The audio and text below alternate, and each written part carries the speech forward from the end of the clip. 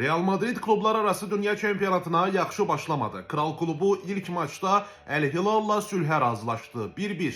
Bu oyundan gözlentilerim çok idi. Ama yine de hardasa anlamağa çalışıram ki Xabi Alonso'nun Real Madrid'in baş məşqçisi postunda ilk oyunuydu. Eyni zamanda komanda onun sistemine, onun pressing üslubuna, onun tapşırıqlarını hələ yeni öyrənir. Yeri gəlmişkən bu görüşdən sonra Thibaut Courtois öz açıqlamasında bildirib ki, biz hələ də Carlo Ancelotti'nin sistemi üzrə oynayırıq.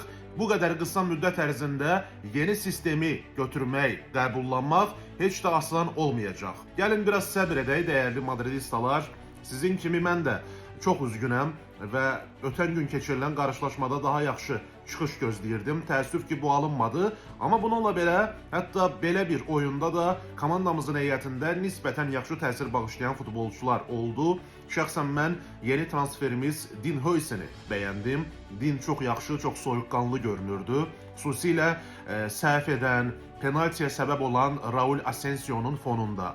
Və eyni zamanda gənc hücumçu həmin maçda yeganə qolumuzun müəllifi Gonçalo Garcia'nı qeyd etməliyəm. Gonçalo Garcia həm qol vurdu, həm də dayanmadan irəlidə pressing edirdi. Ən yaxşı tərəfdən özünü göstərməyə çalışırdı. Bəs siz necə hesab edirsiniz? El Hilal'la oyunda Real Madrid'in ən yaxşı və ən pis futbolçusu kimlər idi? Sizin fikirlərinizi şərh bölməsində gözləyirəm. Videoya like qoyub ətrafınızda olan madridistalarla paylaşın. Onlar da gəlib şərh bölməsində fikirlərini yazsınlar. Nəticə nə olursa olsun, sonuna qədər